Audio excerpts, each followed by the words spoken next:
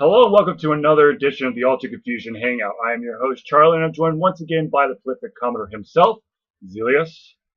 What is up, my good sir? Not a whole lot, just another friendly day in the neighborhood. Yeah, you're looking kind. Your face is kind of the same shade as your shirt today. Yes, I decided to play basketball today for the first time in a long time. Either you got some exercise or been in the sun too long. Exercise. We'll go with Uh, exercise.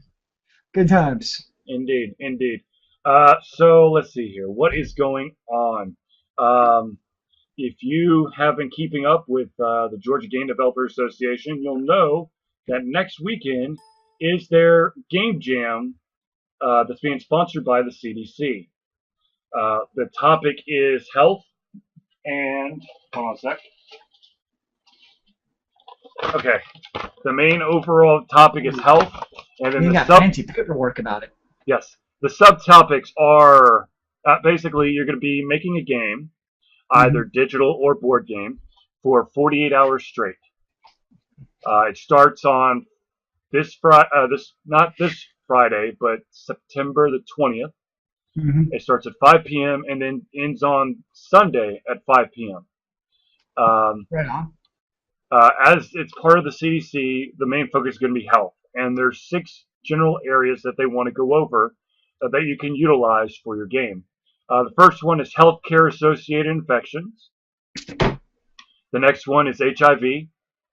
The next one is motor vehicle injuries, nutrition, physical activity, obesity, and food safety, teen pregnancy, and tobacco. So you're supposed to make a game about one of these topics. Yes, Some of those could be rather interesting. yes. So you'll go to the game jam. There'll be individuals with name tags that will have different colors on their name tag to signify if they're a programmer, if they're an artist, if they are a writer, whatever. And then you form your team from there. I don't know the team size, but I would assume it's like a 6-man team. So we're looking at potentially 40 to 50 teams working during the weekend. Now, of course, every single game jam has a nice little twist, and you don't know the twist until the very day of the game jam during opening ceremonies. What they'll do is they'll tell you, um, they'll be like, okay, choose a topic, but you have to add this one element into it. It could be zombies. It could be, um, it has to be set in the Dark Ages. It has to be Hmm. futuristic. Has to be sci-fi. Um, has to revolve around a fictitious world called Butt Soak. I don't know. Um, it could be What's anything. Yep, Butt Soak. hmm. My imagination is pretty low right now because my brain's kind of fried. Yeah, Um, that's yeah. Something I expect of a sixth grader. so, so here's the deal. You'll have basically 48 hours to create this game, and then near the end, when you're trying to polish it off, you need to create a 60-second video that basically captures the essence of the game. Hmm. Now, I know a lot of people think, well, shit, why don't I just make a really nice 60-second video and call it a day? Uh, Sounds good. well, it's because the problem is that you're going to have judges and officials walking around. And if they see you're working on your video right off the bat, then they know that you haven't created a product and you'll be disqualified. But it sounds like you don't only need video game developers, you also need like somebody who actually can do video Yes. work to kind of get that finished polish on it. Right, right, absolutely. So you got that going. You got 48 hours.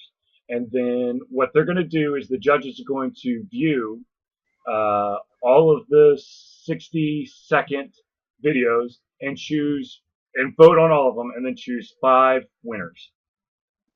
So your fate is decided by the 60-second video. Right. Huh.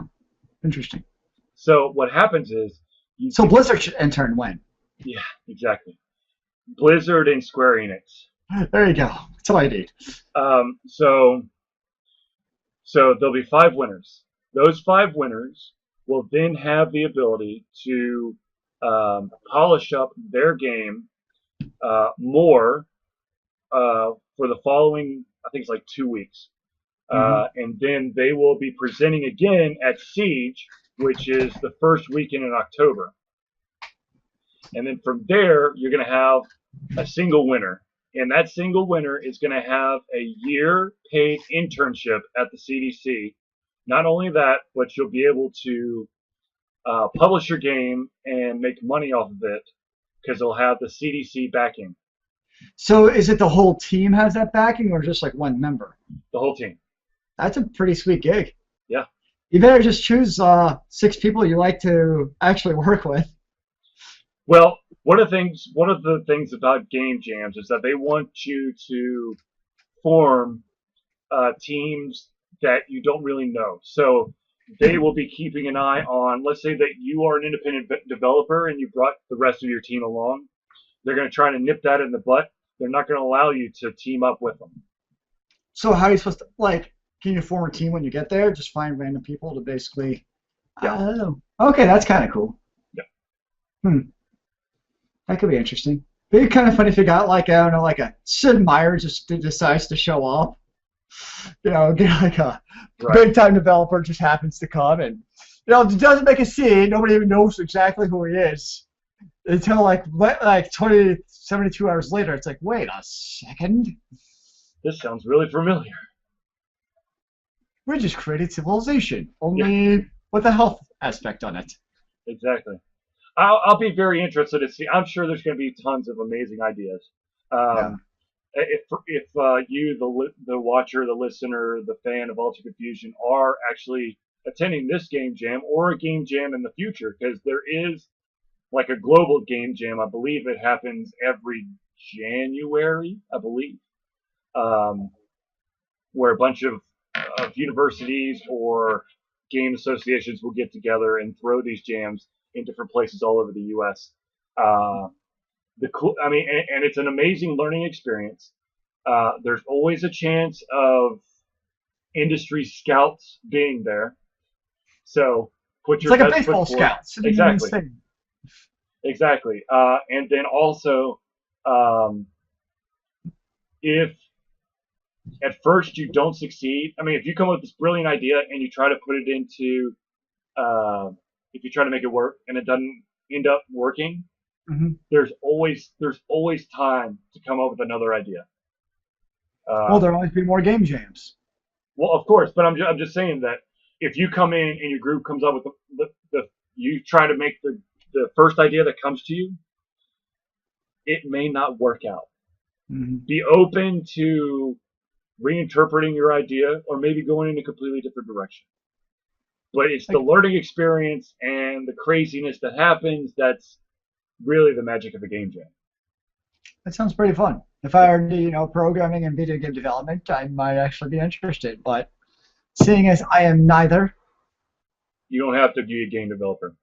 Um, like I said, it doesn't have to be digital. It can be a board game. As long as you've got ideas and you're willing to put your best foot forward, mhm, and tell people, you're best at level design or conceptual level design or something. Anything to help the team mesh and create a product, hmm. you might surprise yourself. So, anyways, really cool stuff happening next weekend at SPSU, which is Polytechnic State University in Atlanta, Georgia. My brother went there for college. There are a couple. Last time I checked, which was Tuesday, there were a couple of seats or tickets left. So you may want to check out the ggda.org website and click on the Eventbrite link and see if there's any available stuff. So, Excellent. indeed. Okay, so next in the news, breaking news, or whatever that noise is. Nice. Um, yeah. Sony has decided to come out with a console that's not the PlayStation 4. It is called the PS Vita TV. That's right, folks. You can play your Vita games on your TV. So I've been thinking about this. And you know what I decided this is for? What? Large households where more than one person wants to be playing a video game on the TV at once. But a household doesn't want to buy more than one PlayStation 4. That's the best I can figure out. That's the best I can come up with. I'll do you one better. The PS Vita graphics is supposed to be 1080p, and it's wasted on such a small screen, and so people will be more likely to buy the itty bitty little PS Vita box and plug it into their TV so they can view the true beauty of the games. Now, of course, here's a little bit of a caveat. Not all games are going to work on the PS Vita TV. Okay, first off, I know part of it's the architecture of the PS4. Yeah. But if that's really what Sony was going for, by golly, just make the stupid PS Vita games work on the damn PS4. No. I know it's not gonna happen, but you know what I mean? Like if that's what would be best for the consumer. I'll put it that way. Wait, whoa. Sony's doing something best for the consumer? Are you fucking nuts? They gotta make money. I am, but I still like. There is one thing that would make me actually buy a PS Vita. What's that? That was in my comment on the website. If the PS Vita played, because it's going to be backwards compatible with PlayStation 1 games. Mm-hmm. Whoop-de frickin' do. Now, if it played PlayStation 2 games, I would probably actually buy it. Like, seriously, if it played PS2 games, I would probably be like, okay. Because when you think of, like, what is the console with the back, back library? Yeah. Or the catalog, thank you. I don't see any console surpassing the PS2. Absolutely. It just happened to be that perfect, storm of the right console at the right time. It had just the right unique titles to it. It just happened to work out perfectly. If they had that PS Vita console that played PS2 games, mm-hmm. I would actually, for $150, hey, you know what? I'd probably actually buy it. I really would. Yep. With having the dual benefit of being able to play the PS Vita games, because I know there are some good PS Vita games out there. I'm going to assume there are some good PS Vita games out there. I'll put it that way. I'm going to assume. I don't actually know because I don't follow that whatsoever. But I'm going to assume there's some out there. But I think if it had PS2 capabilities, I think that could actually be pretty killer. I really do. Mm-hmm. Okay, let me ask you a question. Sure. What is it with Sony not willing to basically,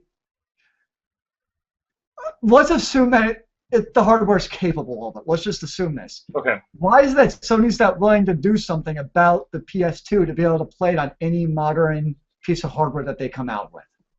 You can play it on the original PlayStation 3. Okay, let's repeat the question. What is it that Sony has against being able to play the PS2 on any,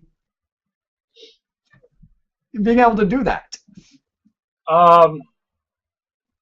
I think I think, to be honest with you, backwards compatibility is really is seen as a luxury feature, and not, and to be, I mean, I love backwards compatibility, don't get me wrong, but to be honest with you, in a financial sense, there's not enough of us out there who want that constant pull of nostalgia to make it worthwhile. So the only way that you could be able to play your PlayStation 1 or your PlayStation 2 games is if they make an emulated version that you could buy through the PlayStation Network store, which of course is going to be money out of your pocket so that you can relive nostalgia instead of being able to put the disc, like the ones behind me, straight into the disc drive. Yeah. I don't know. Tragic, but it's true. I don't know. It just seems, I don't know. I guess it's the pipe dream. I mean, it's not going to happen. Right. Sony hasn't done it already. It's not like they're just going to magically release a PS2 emulator anytime soon. Right. So it is That's what it is. For.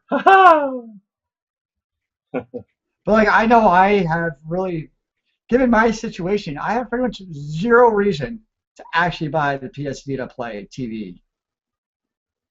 I can't think of a reason to buy the PS Vita or the PS Vita TV.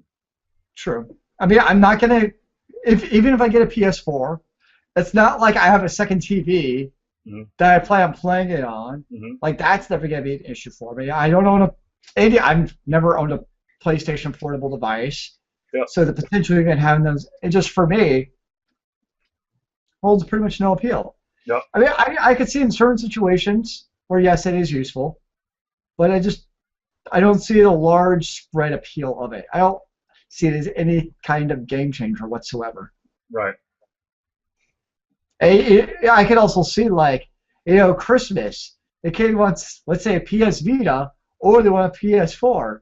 And guess what Mommy and Daddy come home with? The PS Vita TV! Look at this! This is so exciting! Yeah. So, it just seems very misplaced in the current kind of gaming world. Because think about it, if you're paying $150 for a console, you're starting to compete with things like the Ouya. Mm-hmm. Gigabyte just came out with a little mini gaming console that's like teeny tiny. Yeah, it's like the size of a wedge of cheese. Yeah, it's tiny. The Steam Box, someday that's going to come out, like the official version of the Steam Box. I still have an issue with the Steam Box. I'm sorry. Okay, I'm going to go on a quick little rant here. Okay, Steam Box. A fantastic idea, because then you're going to be utilizing a digital distribution system that works. I mean, absolutely works, and you can get a ton of games on there. My issue is that in order to make it worthwhile, you're going to have an acceptable price point. If you try, because the first run of the Steam Box, the prototypes were $1,000.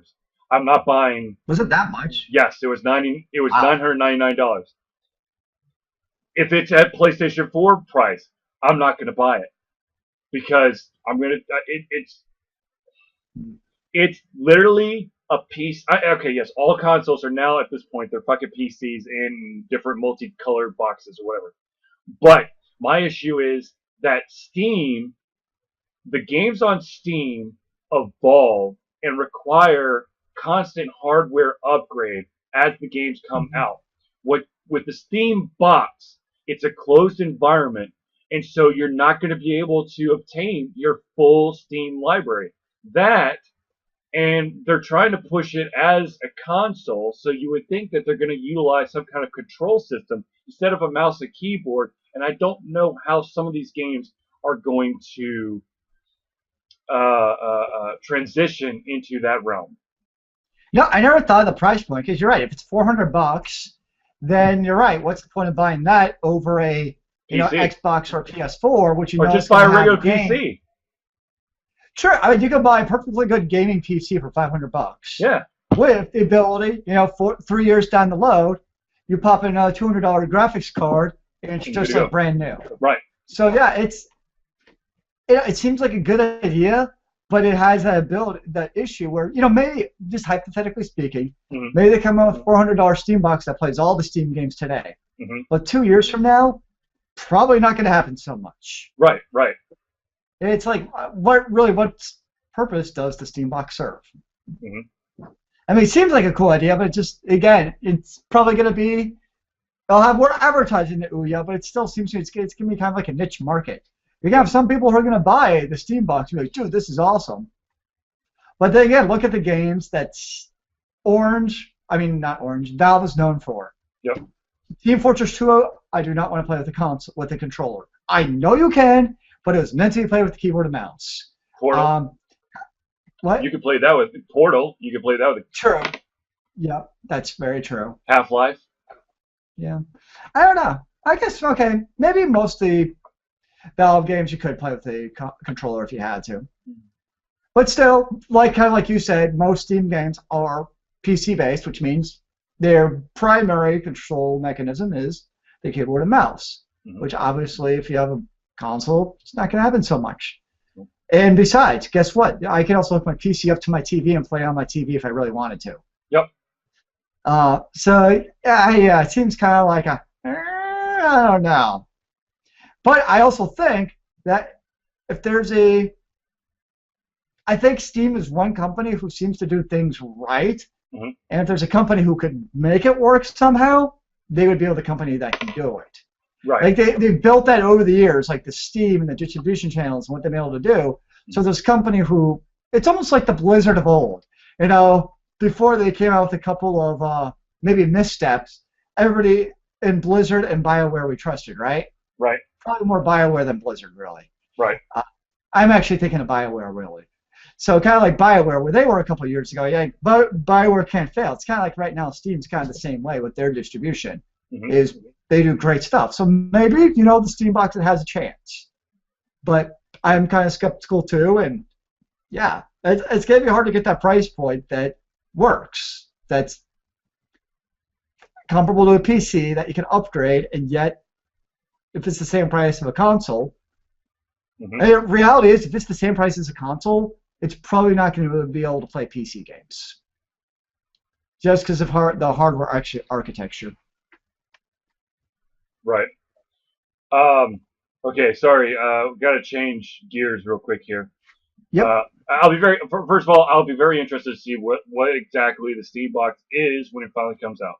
I hope for the best because I always want additional platforms for independent developers to develop on.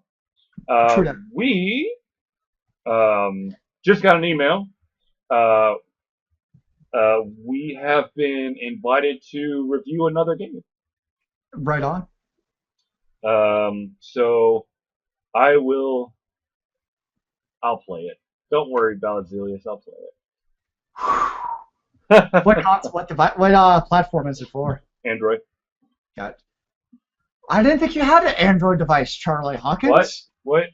Yeah, how are you going to play this game? I am confused. I will utilize a device. You must have got your old Droid phone to work. That's the only thing I can think of. Yeah, this one right here. There you go. See, problem solved. Oh, by the way, based off of the game you had me play, Chuck's Chat. Yes, I want to punch you in the face like through the monitor. I did actually get my aunt, who I had dinner with last night, to go download and play Chuck's Challenge on the iPad, and she's enjoying it quite thoroughly. Good. So yeah, she saw we were at dinner, and she was like, I'm not a big tablet or phone. I rarely play any games on my phone, so I'm not a big touchscreen game player. Right. But she was like, "No, you got any games for me to play?" I was like, "Actually, I do. This game would be perfect for you. Go get yourself Chuck's Challenge." Now, from my understanding, Chuck's Challenge on the iPad is 2D instead of 3D. I didn't actually see her play it, but I know when I read the actual information on the website, that it seemed like that was what they were saying. Okay. Is it's because like the NVIDIA processor on the tablet. Yep. They're able to make it to 3D, which is pretty sweet. It's just an extra little neato-ism. But then again, for what's really a strategy puzzle game, it's kind of like it's a nice touch, but it's not like a game breaker by any stretch of the imagination. Right. Absolutely. It's still nice to have that. Absolutely. Oh, excuse me. Oh, the beer's starting to back up on me. Yeah, if you need to go off screen, let me know first so I can take warning, cover. No, it's just beer. If I exercise a lot and I drink beer, I just have the worst case of the burps. Yeah, if I exercise a lot, I'm not drinking beer that night. Ever since I joined CrossFit, I've probably halved my beer consumption. Boo! Boo! What's wrong with you? I've substituted chocolate milk for beer on those nights. See, chocolate milk is good. Chocolate milk is the perfect beverage for after you work out. That's what I heard. I read it on the internet somewhere, so therefore I got chocolate milk. No, it actually is. Now, of course, if you have the whole milk chocolate milk, you're kind of defeating the purpose. It's supposed to be low-fat chocolate milk. Dude, I don't know if you noticed my body fat count lately, but I really don't think it makes. Actually, the fat version is probably good for me. It probably is. So my body's like, hallelujah, I have fat to use. We're gonna work out. This is awesome. Yeah. I have the reverse issue. I'm like, what am I going to turn to muscle on my body? I have nothing to do. Well, yeah. My metabolism is finally starting to slow down, so. It's old age, man. It's rough. Yeah, so instead of, let's see here, for the longest time I was 158 pounds. Yeah. And now I'm just basically tap dancing right over 200, Damn, yo. I'm which is still like, which is actually very good for a 6'4" person. That's where my weight's supposed to be. you mean you've been also skinny all these years? I don't understand. I'm shocked. Really? God, Let's see, I'm still a paltry 125. I saw one of the pictures from Orlando, and you could like basically count the the spine pieces. Well, you also are like a hunchback. That too. That's because everyone's shorter than I am, so I hunch, so I'm at eye level with them. Right. No, that's really that because I could straighten up and be the 6'4" person that I'm supposed to be, but because of the fact that everyone I know is shorter, it's like a subconscious thing. You'll notice I'll stand straight and then I'll get lower and lower as I start talking to people because I want to be at eye level with them. I don't want to You look at know, the top of their head. they have surgeries where they can just like take out part of your shin to shorten your height if it's really that much of a problem. Okay, this is not what the fuck is the name of that movie? They give you like a leg transplant, or like then they give it to somebody who's too short. No. What's the name of that movie? It's got oh god, it's got Ethan Hawke and Jude Law and is it Uma Thurman? Gattaca? I think I saw that years ago, maybe. Ethan Hawke is like this guy who's not perfect, but he wants to be perfect, so he has to get like leg extensions and whatnot. And Jude Law is like this world-renowned um, swimmer who got in a car accident, but no one knows. And so Ethan Hawke basically takes over his life and pays Jude Law for it or something. I don't know. It's really crazy shit. I don't know anything about that. Yeah. Oh, guess what I got in the mail? A GameFly game. Nope. Oh, I have not seen that movie. Nor have I. It's supposed to be good. It's supposed to be I kind of good. want to rewatch Star Trek, whatever the one right before that is It's again. just called Star Trek. Oh, well, I want to watch Star Trek again. It just sounds weird just calling it Star Trek though, because it's I like, know. what Star Trek are you talking about? Star J.J. Trek. Abrams Star Trek. There we go, the J.J. Abrams version, yes. So I do want to rewatch that first. Ah, get away from my keyboard. Um, hmm. What's the Every matter, once in a Zealeus? while, my cat decides to take a plop on my keyboard, and then weird things happen to my screen. Like now. I don't know what she's doing. That's okay. Yes. Yes, it's okay. Let me think about this.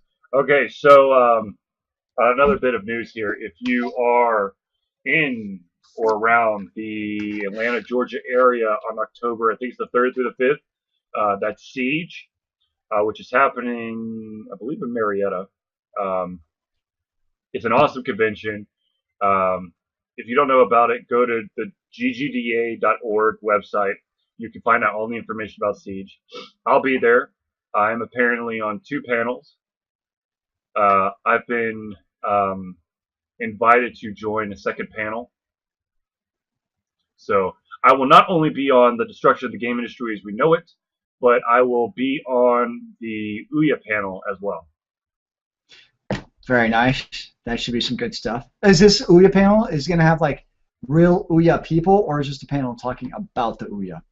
It's going to contain those developers out there who are trying to develop for the Ouya and also trying to advertise the Ouya as a formidable platform to put your independent Android game on. But And it's not going to actually have like a Ouya, someone who actually works for Ouya there. No. Okay. But so, as many people could probably tell, I am not a developer for the Ouya. But what I can do is I could give individuals advice about once your game is completed and you put it on the Ouya marketplace. Right on. So that is the role that I will be taking from them. Well, it's very useful. You can make a very snazzy, awesome game, but once you create the best game ever, how do you make something of it without having a marketing budget of EA. Here is the Challenge, rule of obviously. thumb. Here's the rule of thumb, ladies and gentlemen. If you ever decide to make any game, actually, if you decide to make any product, period, be it a painting, a comic, a book, a game, a video game, a board We will game, review it. Doesn't matter what it is. yeah, well, we'll review it. We review everything. But one thing that you can never, one trap you can never fall into is the following: my work will speak for itself. Unfortunately, that will never be true. If you are an unknown and you're coming into the marketplace for the first time, that logic will bury you. You may have the most amazing idea, the most brilliant piece of art, movie, book, uh, blender and toaster in one. But if you literally stop as soon as the product's finished, no one will ever know about it. I'm still trying to figure out how a blender and toaster in one actually works. So what you do is you utilize all the kinetic energy from the blender spinning around to heat the coils for the toaster. So literally the toaster is horizontal, okay? Okay. And then the blender's on top, okay? So it basically, the blender basically pulls the magnet, which then heats up the coils and shoots out the bread when it's done. You realize how fast a damn blender would have to go to actually heat up a piece of toast? Like, it would be so hot, like, it would literally be smoking, and then the blender would probably, like, fly up and burn your house down. Let's just say. That means some hellacious kinetic energy that's being created by this vibrations and friction. I mean, that would be pretty intense. Well, you've got to make a hell of a motor in there, to be able to not waste any of the kinetic energy that's being uh, released or being utilized by the blender. So you want no loss of power from the blender to the heater. But there's one other fatal flaw with this that you have going. What's that? 90% of the time, what are you blending? Milkshake. What temperature is the object that you're blending 90% of the time? Cold. Yes. So also you're blending this cold object when you're supposed to be heating up the toast below it, and usually this cold dissipates into the center thing. No. I thought about this. Okay, the cold will just help to make sure that the motor doesn't overheat as it's trying to displace heat further down in the machine. Then the problem too, though, is you need like almost a perfect heat barrier, like temperature barrier between the center coil and the actual container of what you're blending. And the cost of that alone would probably cost more than just getting separate objects in themselves. I'm just saying. We're going to go with industrial strength spray foam. I wish Fire retarding spray foam. I wish you luck on this venture. I think you need to I know those like infomercials like late at night, 1-800. I have a idea to sell. I think maybe you should sell your idea to one of these companies and see what they think. Yeah. I think you're onto something here. I think you've thought about this way too much, which is kind of scary. Yeah, see, ironically, this is the first time I've actually thought about it, but my brain is so all over the place that it makes sense right now. I think you're breaking the laws of physics, my friend. Laws are meant to be bent, not broken. Okay, Einstein. I will keep. Here we go, Charlie Hawkins, bending but not breaking the laws of physics. It's a cover 2 defense, NFL. Oh God. Oh, the sad plight of the Falcons. I don't want to talk about it. Don't want to talk about it. It's like they start off every game. They're like, yes, we are the unstoppable juggernaut of offense. And then it's like they run into the Vikings issue. Pass, pass, or no, rush, pass. Rush, pass. Rush, pass. Hey, No, at least you have a okay. At least you have a quarterback who can throw the damn football. Okay. wait. Are you saying that Minnesota actually has someone called a quarterback on your team? I thought that Adrian Peterson was your basically the only offensive person on your team, and he's what I've understood is a running back. He is, and when they put 9 people in the box every single time, and you don't have a quarterback who can, you know, they have 2 defensive backs and you have 4 receivers, and you still can't pass the first down. Yeah, it's kind of a problem. Did y'all win though, or did the Lions come back and win? No, the Lions won. Oh. They did. It's just, it's sad. All right, let's talk about video games. Anyways, hey, Video it was games! game related. It's like Madden NFL football. There's a football game, so it kind of works together. Okay, fine. So I've been playing The Witcher, numero uno, Indeed. and I've basically just been pissing off everyone so I can get all the sex cards. I don't care about the game anymore. Very nice. Way to go, man. Way to be a bastard. It's okay. Yeah, I have thoroughly pissed off Triss so that I could get one of the extra sex cards. She comes back to you anyway, so what does it matter? That's true. I mean, all right, spoiler! If you start playing Witcher 2, you notice that Triss is right next to your side. She's a forgiving lady. She knows that a Witcher needs his special benefits, and he's, a little bit adventurous. That's, she's okay with it. I'll tell you what, though. In Witcher 1, that dude is a fucking hound dog. I mean, he will basically hump any chick that walks. In Witcher 2, that's not the case. It's definitely not nearly as emphasized in The Witcher 2. Oh, yeah. There's a few, but definitely not nearly as pronounced. It's just different. Yeah. Which, it's not a good, it's just different. It's just a different emphasis of the side things you can do in The Witcher 2. It's just the way it is. I'm very interested to actually see what The Witcher 3 has in store. Not the sex line, but to actually see where the story goes from here. Because in The Witcher 3, it's now you have tradable sex cards that you can print and give to your friends. And then you can also turn them into pogs. Oh my god, pogs! Dude, I think my mom threw all my pogs away. Pretty sure. I'm really sad that I don't know where my magic cards are. I know where my chess deck is. I could probably pay off like my damn student loans with my magic cards if I could find the stupid things. Yeah. Anyways, I also have my L5R cards and my Middle Earth cards, which I never actually played Middle Earth because the rules were so convoluted that I was like, fuck this shit. And I just kept buying all the boxes from Sword of the Phoenix because it had been discontinued. That store's still around. No, it's not. And so the boxes had been, the whole game had been discontinued, so they're selling the boxes for like $25 a pop. Entire boxes of boosters. So I have like a shit ton of cards of a game I never plan on playing. I do miss, what was that place? Park Place that had the Sword of the Phoenix in it? It was right in the Linux area. Right. I remember there was a Talbot's in the same shopping center. That's all I remember. No, that wasn't Linux. That was Perimeter, man. Was that Perimeter? Or was around? Okay. Yeah. It was right across the way from Intermezzo. Ah, Cafe Intermezzo. It's like the progenitor of Starbucks. Yeah, man.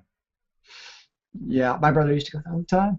But no, I actually liked L5R. That was actually, I thought, a pretty well put together card game. Absolutely. I did too. It was unfortunate that it died, but then it came back, and then it died again. Oh. Yeah, it's one of those, it's kind of, what does fate have in store, when Wizards of the Coast, if they've bought L5R, for all we know, that's what the rage would be today. True. Is Legend of the Five Rings instead of Magic, and Magic would just be, a thing of the past. Be like, man, remember how much that Black Lotus used to cost back in the day? Oh my god. You mean the Shiva Dragon? Oh, those were the days, man. Yeah. So, I don't even think I could play the game anymore because. Oh no, it's all spells and counters now. So yeah, It's my you don't big care about four monsters creatures don't anymore. cut it anymore. No, no, no. That's all the strategy used to be, was just get the biggest, strongest creatures you could get, and it was either get a bunch of small little 1/1 creatures and kill your enemy before they could kill you, Yep. or you lasted long enough to get your big ass dragons out there, and then you kill them in 2 turns once you get attacked finally. Fuck that shit. You get the old school frozen shades that didn't have till end of turn printed on the card, so you Yeah. just keep pumping it with swamps every single time, and then it becomes this behemoth like a 40/40, Oh and yeah. no one could stop them. I think the nightmares did that too. Nightmares, it was, I think it like defaulted at 5/5. No, no, no, no. It was literally how many swamps you had out. Oh yeah. So if you had a complete swamp deck, let's say you had 20 swamps in there, you were able to put them out as a 20/20. And if you had 4 of them in your hand, Oh yes. yeah, it was trouble. Oh yes. That's why tournament rules prohibited. Actually, no. I think you No, it can was have up you to got four. up to 4 of any card, but I think artifacts was 1 of each. Right. But I also know a bunch of cards I used to play with have been banned too. Oh, absolutely. Lich, for one, has been banned. Well, that was just a whack card. Quickest way to end a game, ladies and gentlemen, of the old school Magic the Gathering way. You had Lich and Mirror Image. Game over. Lich dropped your health points to 0, but you could not die. Mirror Image swapped your health with your opponent because because your opponent didn't have Lich, they were set to 0. Game over. I think it was also, if you had a white deck too, you could play Justice, which gave everybody the same hit points. Oh yeah, that's true. Yeah. Although I think it gives everybody the same lands too, so technically both people could lose. So I think you lose if the Lich or if you have no swamps. Mm. Like there's a way you could lose.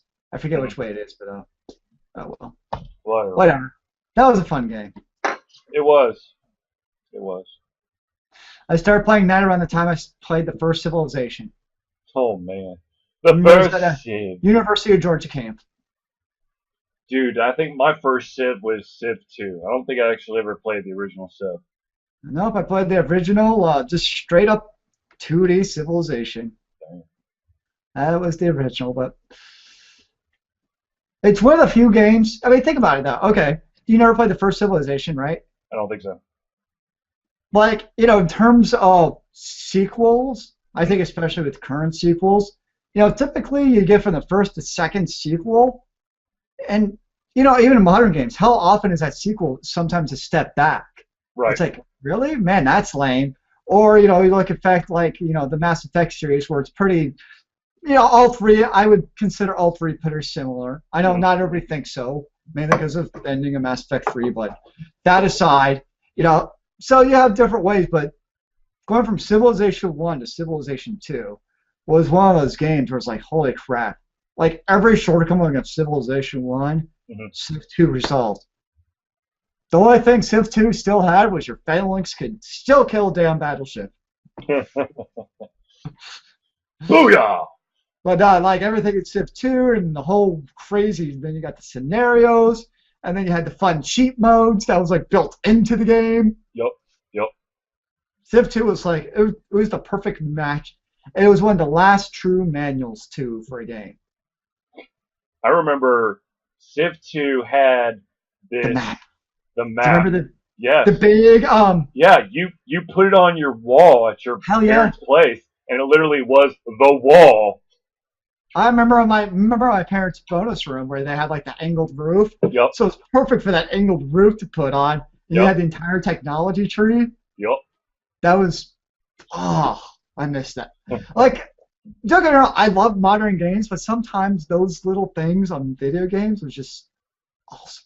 Mm-hmm. I miss that kind of stuff. Mm-hmm. Indeed. Well, progression marches on. Some would say, others would say that progression has stopped completely. Whatever, Jesse. Well, I don't know. I mean, if you look at it, I think a lot of the things, not progression. I would say innovation has, in a way, kind of slowed down. It's not as you don't see those major leaps that you've seen in the past. I mean, we I basically think it's pushed also graphics as far as they're going to go. well, I think it's also you have to think about it in terms of I'm gonna throw up percentages there. You go from 8 to 16-bit, right? It's like Yep, holy crap, you go from 8 to 16-bit. You went from 16 to 32. It's like you're almost doubling that yep, generation. yep, Whereas now, if you increase 16 bits, it's like an extra shader per screen, and nobody's gonna notice. yep, yep. So it's kind of like you're almost increasing the same actual horsepower, but it's such a small fraction of the overall picture now when you increase it, where it's no longer nearly as cool.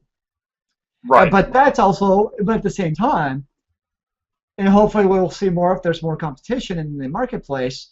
You also see more of an innovation, hopefully, in terms of gameplay style, which Hmm. forces into things like the Wii and the Kinect, and I have things like the Oculus Rift, where they're trying to kind of do the whole, true VR thing. Yep. So hopefully you also see somewhat of a maybe renaissance of revolutionizing how you actually play your games beyond just what we're being used to. Right. Would maybe be pretty awesome too. Yeah. And you know, and hopefully it's actually a true way to play a game instead of a gimmick.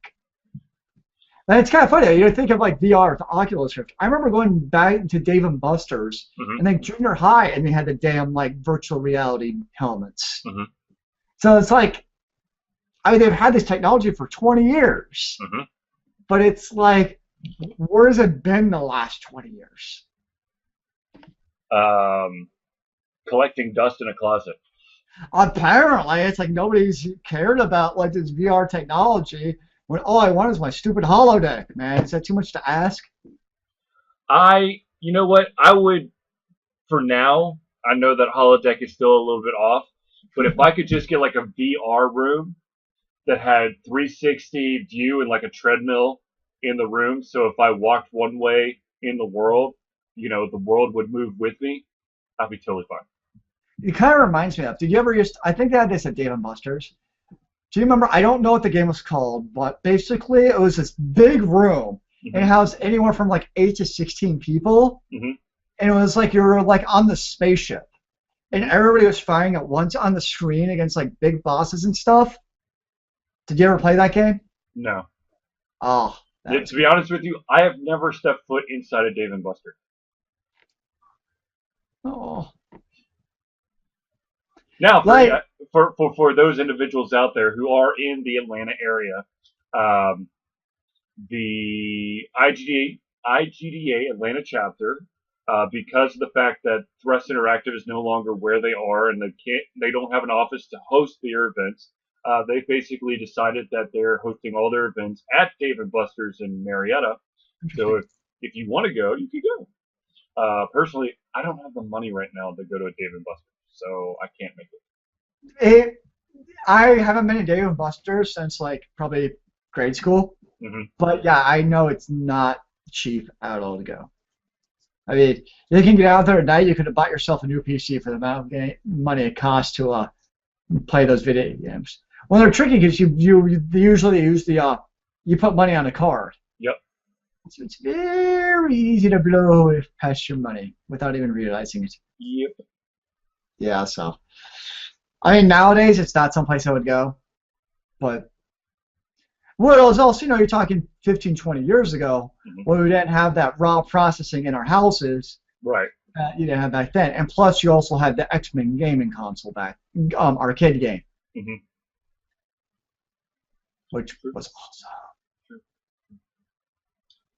Okay. I'm trying to remember here.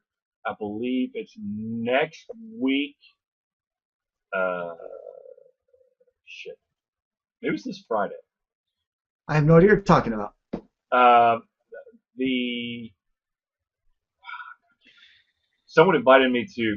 There's a party happening. Oh, I think it's tomorrow night. It's at a place called the Shelter, which I can't remember where it is, but it's going to be a video game character night. So come down. DJs are going to be playing remixes of all old video game songs, and you can dress up as your favorite video character. Who are you dressing up as? I can't make it. You know, they could probably just like go to like OshiRemix.com and just like torrent the entire website and play that. Of course. There you go. You don't need a DJ. Yeah. Or you could just so totally off topic, but Mm-hmm. so I have Pandora, right? Mm-hmm. And one of the updates about a month ago, like it reset my shuffle list. Mm-hmm. So now it plays all my stations instead of the ones I pre-selected, right? Mm-hmm. Well, I shared your station, I guess, many months ago, and me and you, we don't always have the same taste in music, right? Right. So I took yours off of like my actual shuffle quite a while ago. Uh-huh. And I haven't bothered to fix my shuffle yet. So every once in a while, a song will come on, like I don't reckon. Oh, that's when it's Charlie's songs. And one of your stations is obviously like a video game remake station or something. Right. Because every once in a while I hear all this like 8-bit track music coming on. I'm like, what the? Oh, yes, it's. I don't know how to pronounce that band's name, like Amagaluga or something. Anamanaguchi. Whatever. Anamanaguchi. Anamanaguchi. Close enough. So every once in a while, like one of those like songs would come on, and like there we go. Yep. So good times. I did get some almost tragic news the other day. Speaking of bands that I follow, one of the bands that I follow, I Fight Dragons, almost fell apart over the past like 2 weeks or something like that. Oh. But they are still together, and they're still making their latest album, so I'm very excited. Speaking of bands we like, if you go to Wired.com, one of their main articles, as of this afternoon, was about Proto Men. And basically their topic of the article is band performs a near flawless post-apocalyptic rock opera. Yeah. And I saw the title, I'm like, that has to be the Proto Men. Yeah. I click on it and there's like, it's actually like their queen shot of the band. Is what it was. I'm like, hell yeah, Proto Men! Oh, Proto Men. So if you get into it, go check out Wire.com. They have a pretty sweet write-up on the Proto Men. It was actually based off of their, at least starting out in the article, it's based off of their most recent performance at PAX, where they performed. Where, how many years straight have they performed at PAX? Oh, gosh. It's been since like the first one, it seems. No. They've done it the last 4 or 5 years now, I think. Yeah. Speaking of PAX, we're almost out of time, so I'm not going to really go into this. But, ladies and gentlemen, if you enjoy PAX, and it's because you actually enjoy PAX, and it's not because you think that's the right thing to do, continue to enjoy PAX. Continue to enjoy. I disagree. Oh God, here we go. No, okay. Here's the thing. Yeah. I don't take it. The whole Dick Wolves thing, I'm like, whatever. But I also think that if you do take a major issue with how it's been handled at Penny Arcade, I think it's totally within your rights to boycott it. Yep. Obviously, rights is overstated because yes, you have a right to. But I see no problem with people boycotting it if they have that much of an opposition to it either. Well, what I'm saying is draw your own conclusions. If you don't like what they're doing and you find it offensive, it's okay. You don't have to follow the crowd if the crowd says go to PAX. But if you don't like what some of the stuff that they do, but you like some of the other stuff that they do, that's okay too. There is no there's no absolute in the world ever. There's never going to be an absolute. There's going to be something that you're not going to like. And it's okay to not like something, even if it goes against the norm or the crowd. Believe me, it's easier to find your own path and be okay with that than mindlessly be a zombie and then get your shit so fucked up that you don't even know what's up or down. Yeah. Thank you, Socrates. You're welcome. All right, ladies and gentlemen, we have just breached the hour mark, and as much as Zealeus and I would love to continue to talk to you and discuss many different topics, I think that and for Rose to be able to talk too. Oh, I'm sorry. Really hearing us talk. Yes, yes, of course. Our number one fan, She Rose. is. She's always here to listen to us. Absolutely. Unfortunately, I believe that we're going to have to close this video down for this week, but of course, we will be back again next Thursday to discuss a bunch of stuff. And of course, Ultra Confusion will be continuing to update you on all the cool stuff like Ninjutsu, which just came out for Ninja Bee. It is on the Windows 8 phone. It's also on Windows 8 already. So if you've got a Windows 8 computer, go ahead and download it if you don't have Windows 8 phone.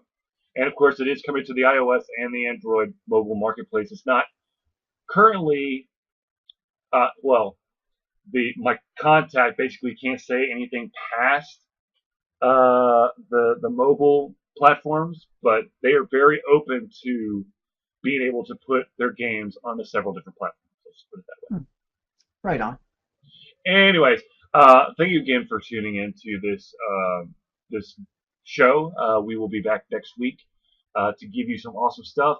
I hope to get some reviews up. I know that I've been kind of slacking off this week. I apologize. I've had a severe sinus infection basically until last night. Hmm.